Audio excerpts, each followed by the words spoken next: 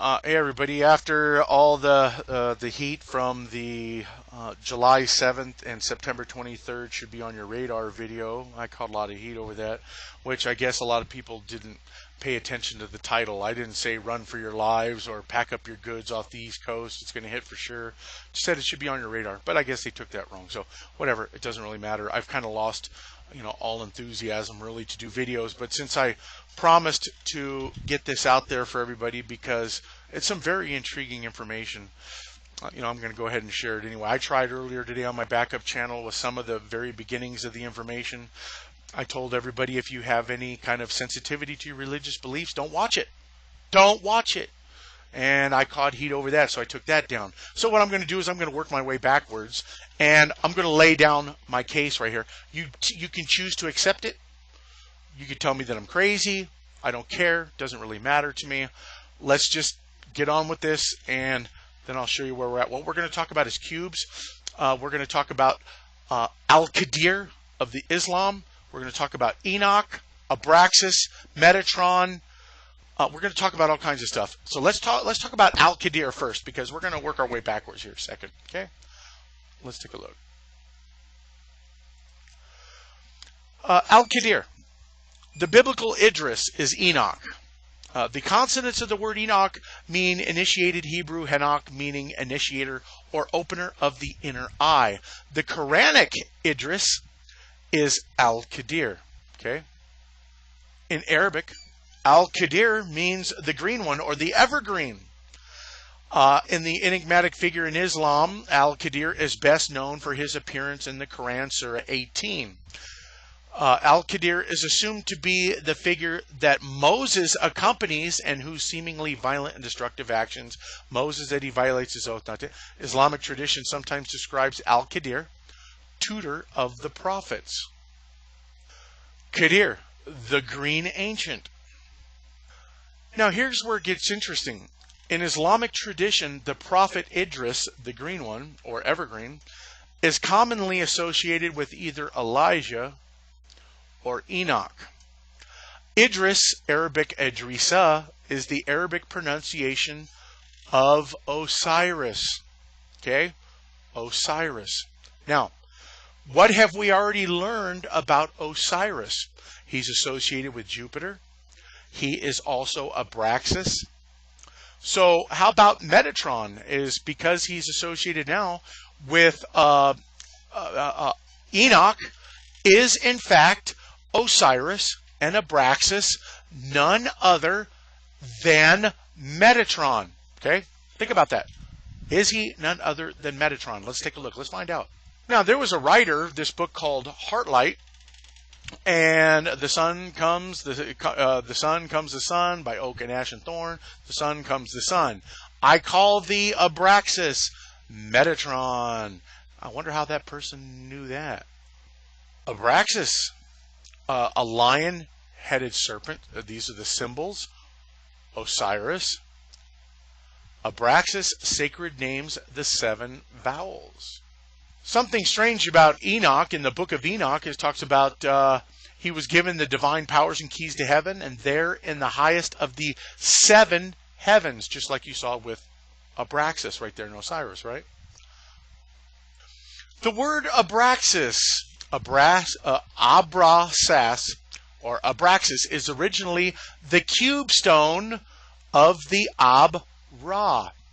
Well, what is the cube stone or the obelisk stone? It was actually called the Ben-Ben, and we'll get into that, but it's actually more of a pyramid.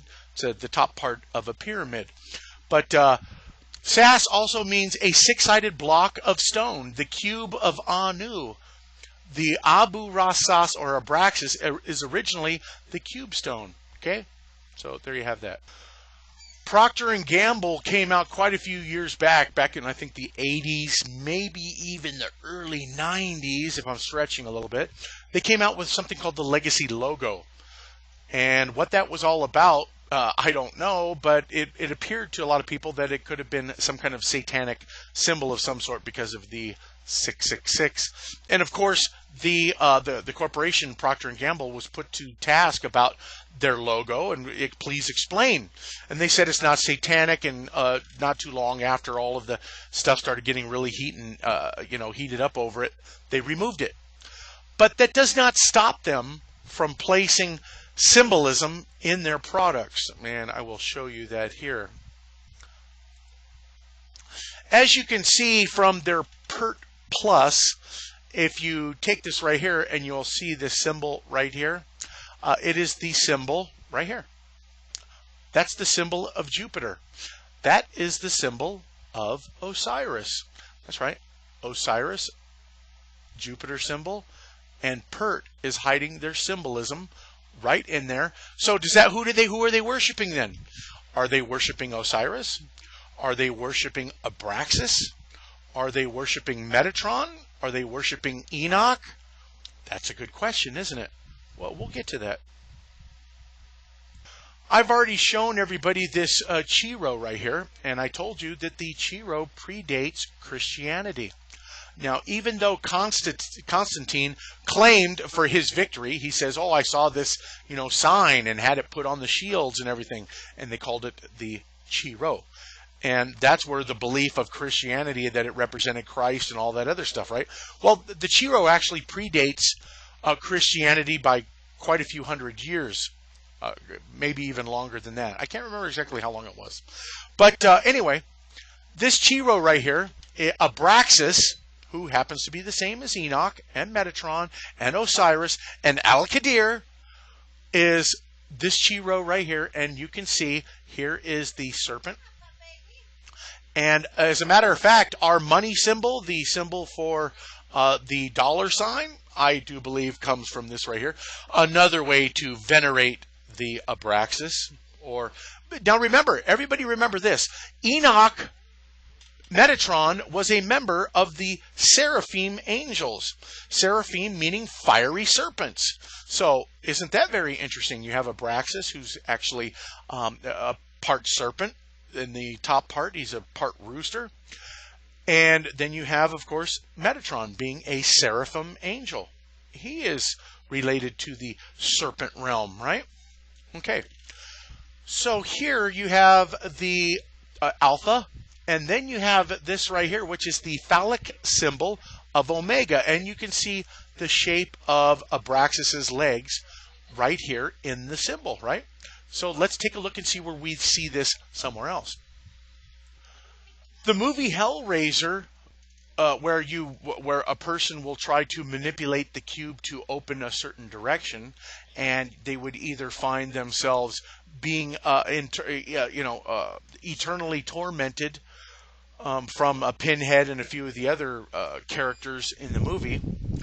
And if you actually were able to open it up another way, you would have what? Eternal happiness, riches beyond your wild belief. I don't remember how the movie went. It's been so long since I watched it, and I didn't really care enough to watch it again. But anyway, Clive Barker, who created the movie, he actually used an already pre-existing cube for the movie. And there was a guy named La Marchande, I do believe, he was a Swiss franc, who created these toy cubes, if you want to call them toys. I don't know. Really weird. I've seen some of them in action, and it's pretty intriguing how they work. But he created these cubes back in the 1700s. And a pyramid gallery right here, they created, they have a whole bunch of them, at the actual ones from the ones he created. And what they do is they have artists who create duplicates of them, and they sell them on the market. Well, as you can see here, some of them have some pretty interesting names. Ab-Kao, order out of chaos. And that's pretty interesting there, huh? And let's see here. La Septième Chant, the seventh song. All of these boxes right here, as you can see, these are all part of the whole get down. Betrayal of Trust, the Box of Serpents. So a lot of these here are pretty interesting, wouldn't you agree? But he created these back in the 1700s. Now, how exactly would this cube here, how would it have anything to do with Abraxas, Enoch, Al-Qadir, or Metatron? Well, let's take a look.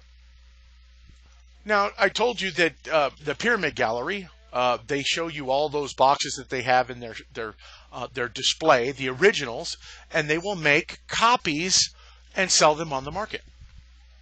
Well, one of the cubes right here, as you can see, is a close-up of, and what I want you to notice is, as you can see, Alpha, you can see the phallic symbol of Omega from the Abraxas Chiro, and then, of course, you can see the Jupiter symbol.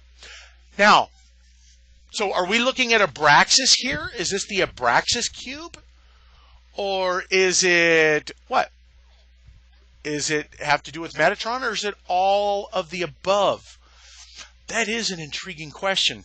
Now, what is it? Why has... Oh, damn. Sorry, everybody. Why has Afghanistan been attacked? Why has Iraq been attacked by the United States under the guise of, for whatever different reasons? We saw what happened with Crimea when they found the pyramid, and I'm telling you now, what they found is what they were looking for. What they found is what they were looking for. Abraxas, Osiris, Metatron, whatever you want to call him, that's who they were looking for. And they've been looking for him for many, many, many years. Why? Because, believe it or not, Metatron is actually the embodiment, believed in the rabbinical studies and elsewhere, that he's the embodiment of the Messiah. That's right, the Messiah. Isn't that crazy? Absolutely crazy, isn't it? So let's take a look at what was going on in Afghanistan in 1979.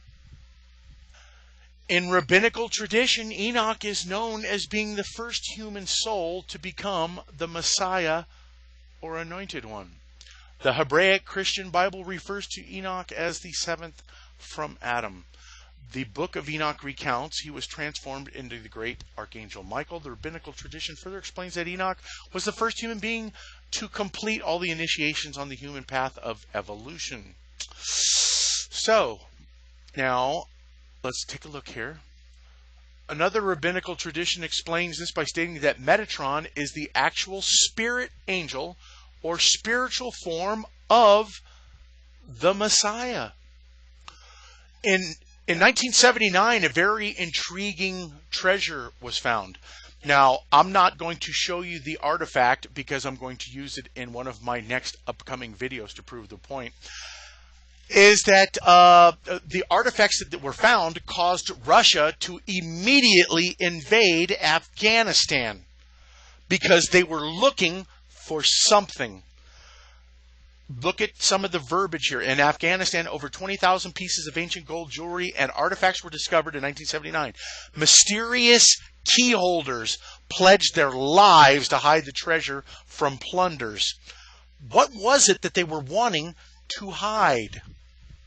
I already told you, that Al-Qadir was none other than Metatron, Osiris, all that, right? And I know it's going to sound crazy. Believe me, I know you think that this is all good. Think again. We'll get to that later on, though. But look at this. Qadir has occupied a chapel on the ladder of various sites.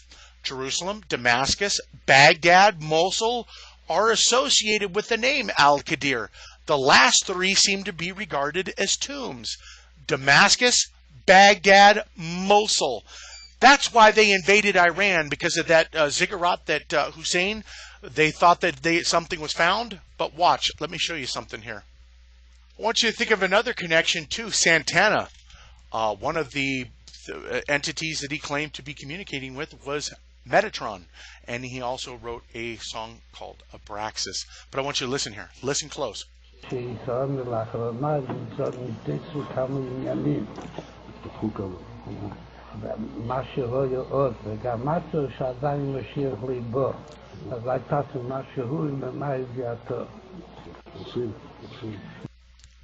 So he just said right there, the Messiah still hasn't come. Do something to get him here. And Netanyahu says, we are doing it.